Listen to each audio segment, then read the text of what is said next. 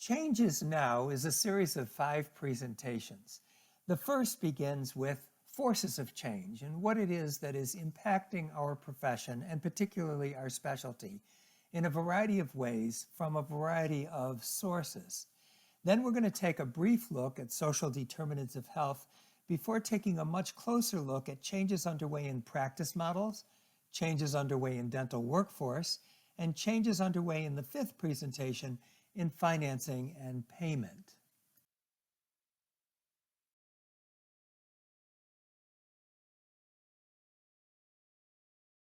As we think about change, one area of change that comes to mind for all of us these days is climate change, because it's so dramatic and so impactful and so important. But just as we think about climate change, so too we need to think about change in our practice environment, in our dental care environment. Learning about changes underway in how care is delivered and who delivers it and how people are paid for it gives us an opportunity to advocate for ourselves, advocate for our patients and their families, and advocate for the profession at large. So now we're going to start taking a look at some of those forces.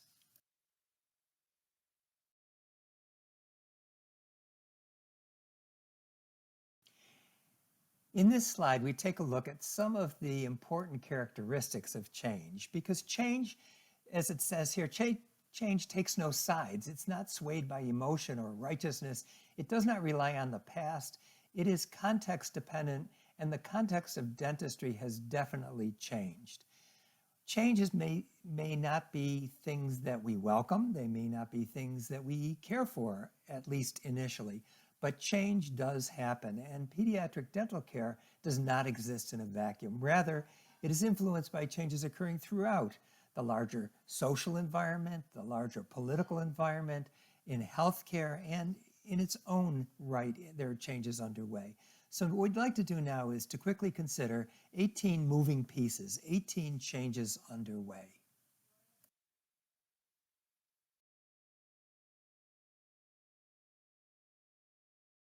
The first set of changes we're going to take a look at are those that are global. They're well beyond dentistry. They're even beyond healthcare alone, but they are important in terms of social context and political context. The first is most important. It's the high cost of U.S. healthcare. What this diagram shows on the upper left is that all these advanced countries are moving along in the same direction over time, with their healthcare costs increasing modestly, but their curve is pretty flat. And then there's this one country that is just increasing its costs in a much more dramatic way and leaving the other countries behind in terms of higher and higher costs. And so the high costs of U.S. healthcare, and importantly, without better health outcomes, is what is being demonstrated here. And this plays out in all of politics, it plays out in all of social environment, it plays out in dentistry, because we contribute to these high costs. And cost is a tremendous barrier for many people to secure our care. The next area is healthcare consumerism. With the advent of the web, we have an expansion of consumers' access to information and their engagement with us more as partners and less as subjects than in the past. Similarly, on the upper right, big data. Every time we touch a keyboard, somehow that information gets funneled into these big data sets that can be analyzed and explored to determine exactly what is going on in our hands, in our practices, as well as in the larger environment. On the lower left, generational shifts are underway.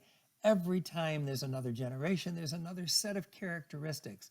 We now have digital natives who are very different than the people who were dentists trained 50, 40, 30 years ago.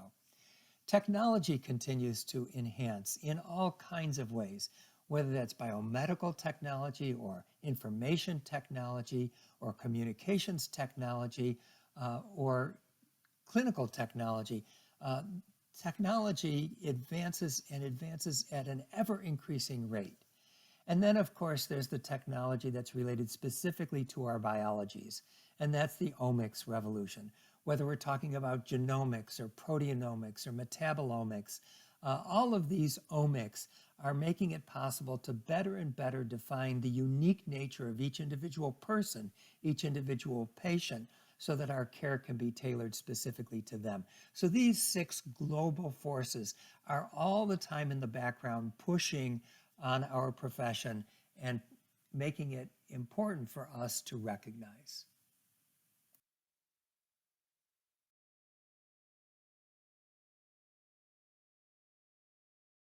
Now we're going to drop down a level from global to factors affecting the U.S. healthcare system. And we're going to start with population health. Population health is this shift from thinking about each patient as an individual to thinking about each patient as a person in a group, in a covered group, an insured group, or an employed group, or a geographic group. So that there is a concern about not just that one individual, but all the individuals in the group. In a sense, population health is the intersection of public health with its attention to entire populations and individual healthcare with its attention on individual patients. This shift from strictly focusing on individuals to considering groups and populations is backed in part by the advent of value-based purchasing, which we'll explore much more in detail as we go on to later presentations. But the essential concept of value-based purchasing is that payers, whether those be government or whether those be individuals or whether those be employers, whoever is paying for health care, medical, dental, behavioral, any kind of health care, want to know what they're getting for the dollars they're spending. That's new, because in the past it was assumed that whatever we healthcare professionals delivered, by definition produced good outcomes. That has been questioned now by those who are promoting value-based purchasing, who are asking for some sort of evidence, some sort of metrics that show that the delivery of care that we provide somehow does improve the outcomes, the health and welfare of our patients. And that's the basic concept of value-based purchasing. Value-based purchasing in turn is supported by a variety of new payment mechanisms. Those payment mechanisms, which we will discuss in detail, range from what we know now, which is fee-for-service, all the way to the most extreme, which is global payment, where there is a single lump sum payment for an entire group of people, whether those be utilizers of healthcare or non-utilizers of healthcare, so that the dollars are spent to cover the population as the payers seek value.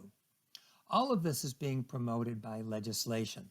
The biggest impact was from 2010 from the Affordable Care Act that advanced value-based purchasing, population health, and alternative payments along with interprofessional practice and vertical integration. Interprofessional practice. More and more we rely on partnerships with not only medical providers, pediatricians, family docs, but also non-traditional providers, whether those be dental therapists or people who support patients through social work or health education or whether it be community health workers, but people who interact with families in a way that help them improve their own health. And then lastly, vertical integration is this concept that there's aggregation going on, that small practices are becoming group practices are being aggregated under management companies into ever larger entities, they are being integrated under accountable care organizations, and they are building into vertically integrated systems that address every aspect of a person's health, from the initial prevention all the way through to the most extreme remediation of health care.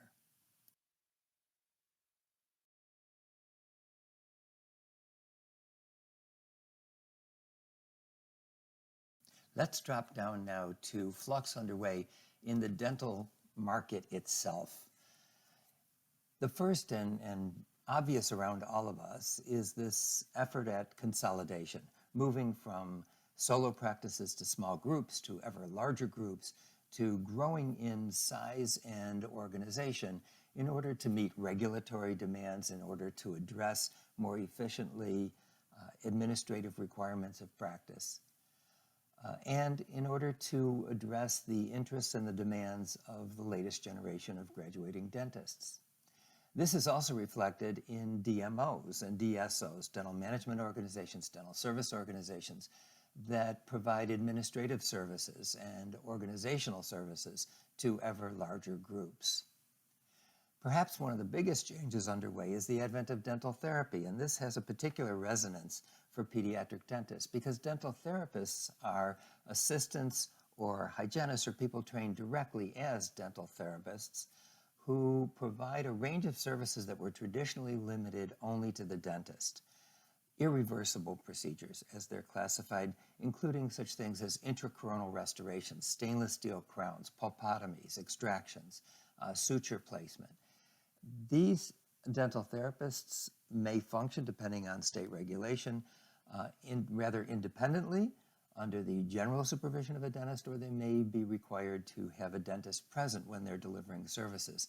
But this change to allow non-dentists to provide irreversible procedures, particularly those that are common in pediatric dentistry, is quite new. Medical dental integration is underway at a number of levels. There has always been an interest by pediatric dentists to affiliate with or bring the range of services they provide to the attention of pediatricians and family docs, but that's been built primarily around referral networks.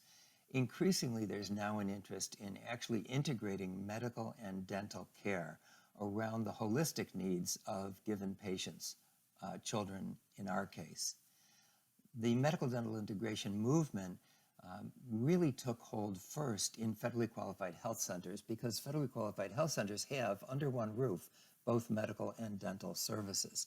And so it became quite natural for an integration between medical and dental services within the context of FQHCs.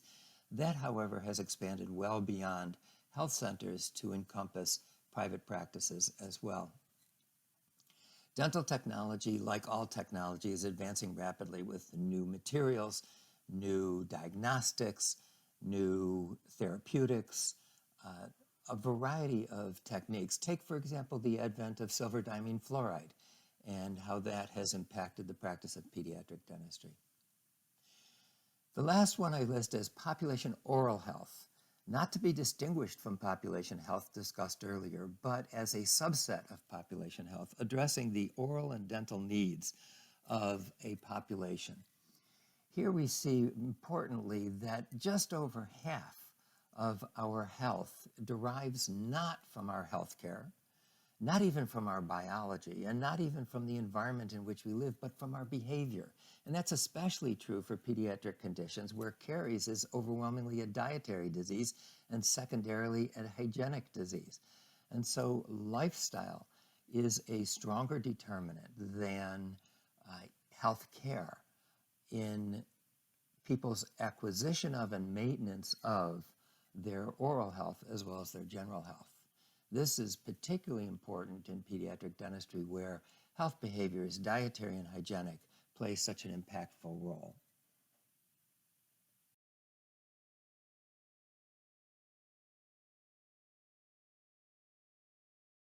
While it's important to keep in mind all 18 of those drivers, and there are probably many more that I hadn't considered, I'm going to make the claim, the rather strong claim, that the thing that's going to drive change most in pediatric dentistry is going to be how we get paid. Because people are, including us, are economic animals, and we tend to respond to incentives. The big change underway across healthcare that I believe will extend to pediatric dentistry, and pediatric dentistry in particular within dentistry, is this concept of value-based care, to be distinguished from volume-based care. Volume-based care, based on fee-for-service, is exactly what we've come to know for decades, and that is that we get paid on the numbers and cost of each procedure that we deliver. The more procedures we deliver, the more we get paid. On the flip side, value-based care is defined as the payment for health attained or health maintained or health improved. It is judged on such things as patient satisfaction with care, patient perceived, or parent in our case, perceived oral health quality of life, cessation of caries progression in high-risk children, or maintenance of oral health, the lack of securing disease.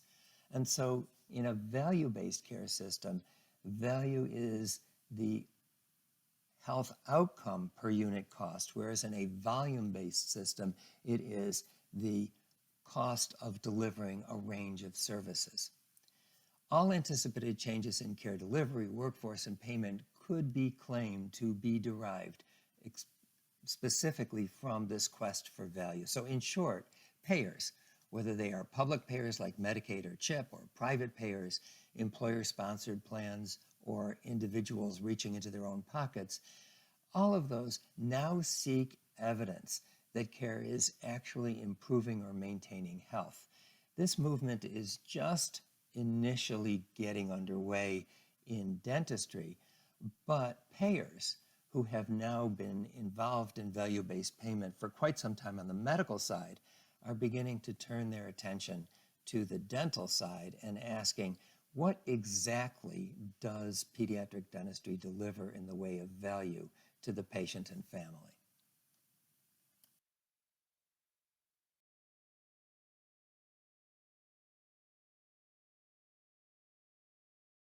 The National Academy of Medicine, the premier think tank in the United States on healthcare, has issued this report called Integrating Social Care into Delivery of Healthcare. And they claim that there are two trends driving the need, the absolute need to integrate social care with healthcare. That is, addressing patients holistically, considering all of the factors that lead to their health. Firstly, the healthcare system is moving toward paying for value, what it is we just discussed. Secondly, there's increasing recognition that when you pay for value, you have to consider social determinants of health. That is, non-medical, non-dental factors such as housing, education, neighborhood safety, and employment, and how they have a profound effect on physical, dental, and mental health. Now, this may seem strange to us as clinicians because we don't go home with our patients. We are not there to guide them into healthy behaviors. But if we are to be paid on health outcomes, if we are to be paid on, for example, the cessation of caries progression in high-risk children, then we need to address all of the factors that lead to poor oral health. Now, it doesn't mean we need to do that ourselves. We may need to engage with, say, dietitians or social workers, health educators, community health workers. We may need to consider the family in a larger context if we are able to help people obtain and maintain oral health.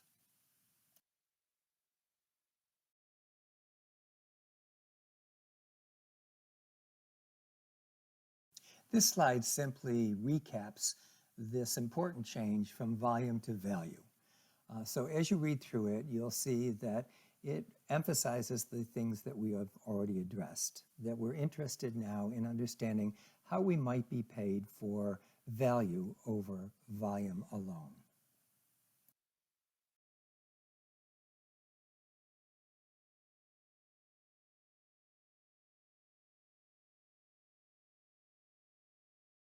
The first question that comes to mind when clinicians think about being paid for value is, well, what exactly are you going to pay me for?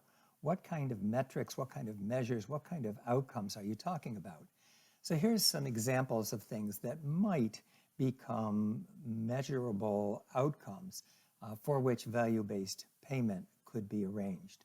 Utilization measures, for example, the proportion of patients in a defined group of people who receive any dental care, the proportion who inappropriately utilize the ER, the proportion who successfully receive ongoing care, or clinical measures, the proportion of age-eligible children who have dental sealants, the proportion of children with completed treatment plans, the proportion of children with no new restorative care after coming back for a preventive visit, or patient-derived measures.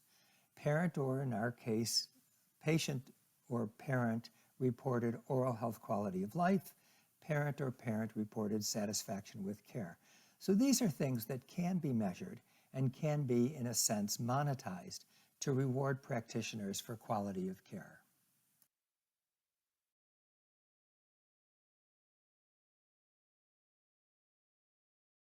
Okay, so let's recap.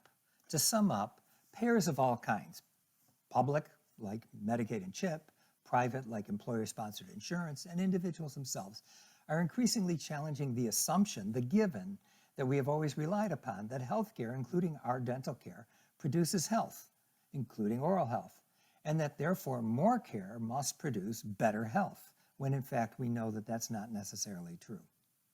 To drive value-based care, payers are looking for alternative ways of paying, and we will have a separate section on alternative payment mechanisms.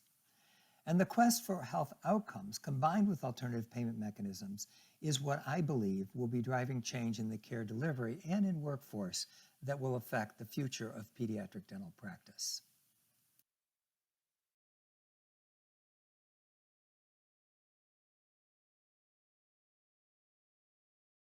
So now it's time to ask yourself, if you were to be paid at some point in the future, at least in part, if not fully, for value, perhaps in a hybrid where some of the payment comes for volume or procedures and some for value or outcomes, what would you do differently? How would shifting from volume to value change the care you deliver, how you staff, how you structure your practice, what patients you treat, what kind of data systems you would maintain in order to substantiate that the care you provide does in fact provide quality and value? And then in terms of advocacy, how would you advocate? How would you advocate for yourself? How would you advocate for your specialty, your profession, your patients and their families under a value-based care arrangement? Well, we'll now continue on taking a much closer look at elements that support value-based care, workforce, delivery, payment, in order to consider what some of these changes may look like, and in order to prepare you to advocate for yourselves, for your patients, and for your specialty. I look forward to checking in with you next on the next presentation.